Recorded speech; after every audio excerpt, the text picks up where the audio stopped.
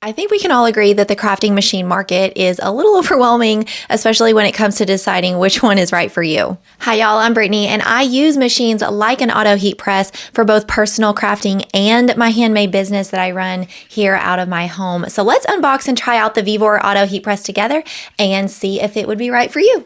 Okay, it is a pretty big box. I'm not gonna lie, I did drag it here into my room. It's not too heavy that I couldn't carry it. It's just really awkward. So we've got some heat press gloves to protect our hands. We have our manual. Oh, it's pink. I did not know they were sending a pink one. Thanks, guys. Let's see how heavy it is. Oh, it's not as bad as I expected.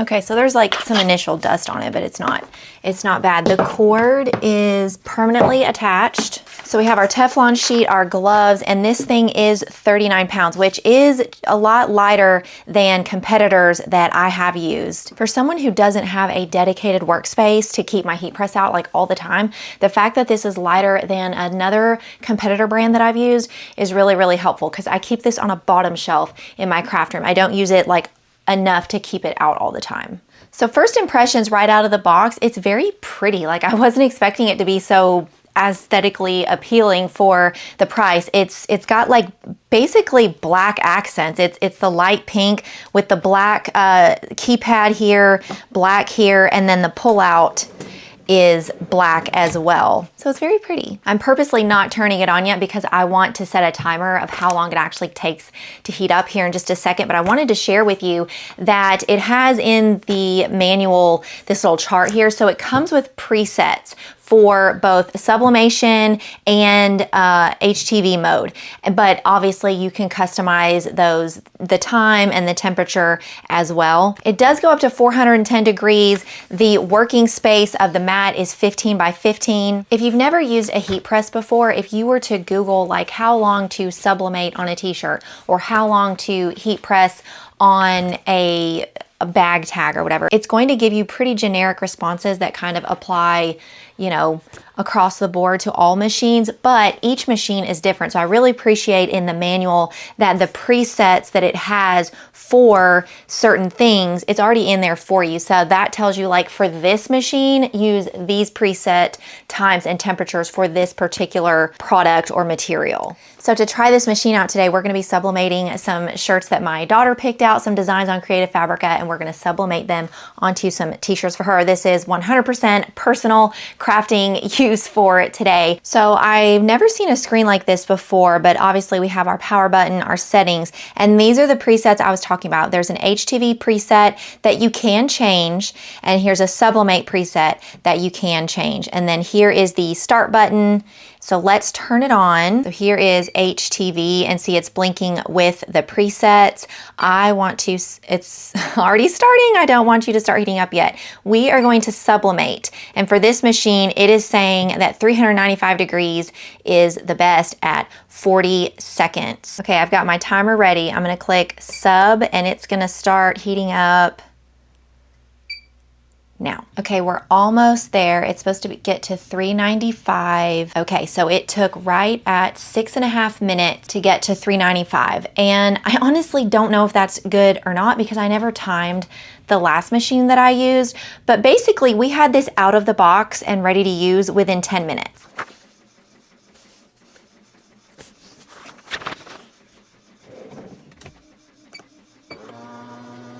I don't know if you could hear that compression of the machine going down, but it's tight. Oh, it's ready. So I'm just trying it out right now. This is only the second thing I've ever pressed.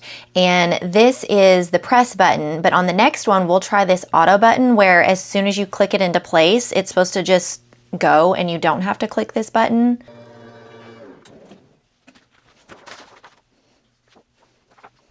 My daughter wanted a chicken shirt and I think it turned out super cute.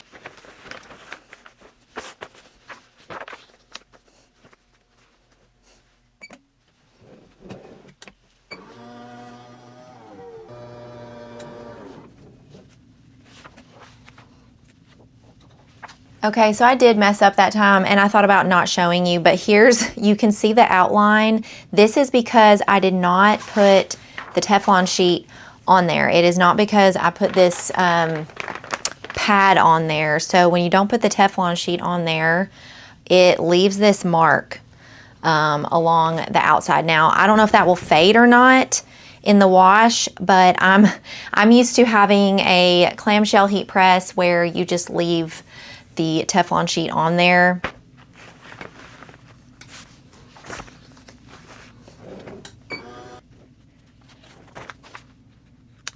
So I went into the settings where you can customize the time and the temperature and stuff, and I lowered the temperature and the pressure, and I'm gonna try the last t-shirt I have for my daughter because like you see the yellowing, it's not supposed to do that. That means there's, even with the Teflon sheet on there, there's too much heat, there's moisture trapped in it. And so even with pre-pressing the garments, like it shouldn't do that. This will fade.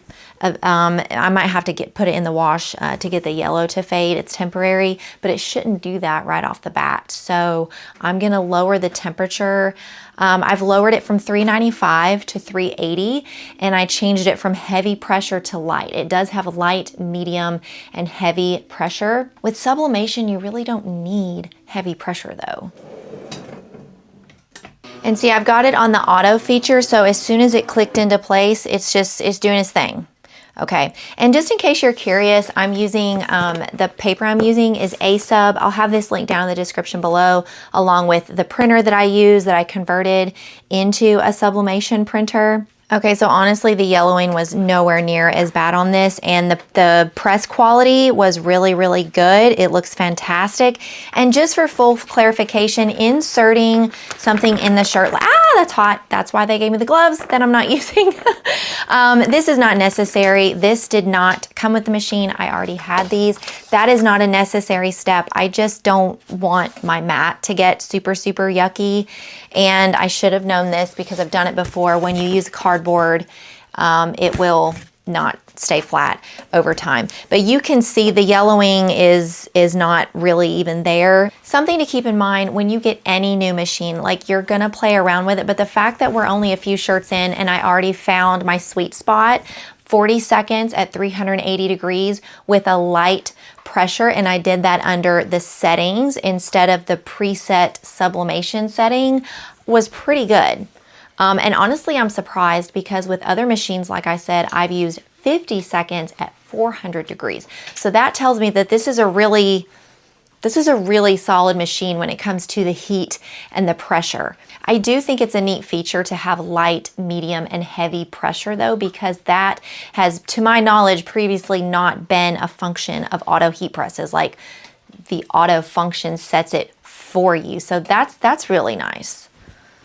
I wasn't gonna do this, but considering how heavy the heavy pressure is, let's try a DTF print. The temperature has almost come all the way down, but just a little note, when you're trying out new machines, especially when it comes to using apparel, please do not use a new t-shirt or new sweatshirt every time you wanna try something and you're just throwing away apparel. I have used the same shirt 2 different times already, and then I cut up the back because I don't want the ink getting on here anymore, and I cut 2 more pieces. These are pieces of the white Comfort Colors t-shirt. Now it is 100% cotton, so yeah, I was trying to sublimate on it, but like I'm not gonna wear it. I was just trying to see, I'm just practicing, right? So I'm gonna practice a DTF on this piece of Comfort Colors. I'm choosing to cut this up and just keep reusing this versus getting fabric, like cutting fabric from my sewing fabric stash, because this is what I'm going to be pressing these prints on. So I want it to be the exact same material. Now to try this print, I just clicked the preset HTV right here, and the HTV preset is 20 seconds at 320 degrees at a heavy pressure. Now I could adjust this in the custom settings over here if I wanted to try it, but I'm gonna try that simply because that's pretty close to the settings that I use on a different heat press when it comes to DTF.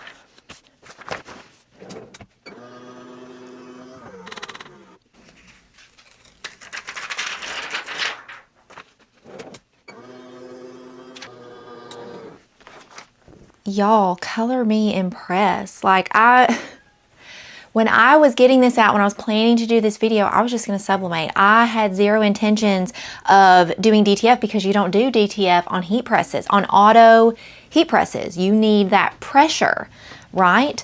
In the manual, under pressure compensation, it's got the conversions for light, medium, and heavy weight. The heaviest weight is 198 to 230 pounds of pressure.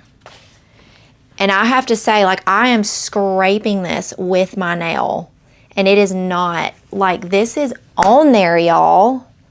I am impressed, Vevor. Y'all, this is the most pleasant surprise ever. Like, if this is the new two-in-one machine, like, no, it's not going to replace like an air compressor clamshell press, right? Like, but for personal crafters / small handmade businesses like me who don't need or can't afford a huge several $1,000 machine like that, this could be it.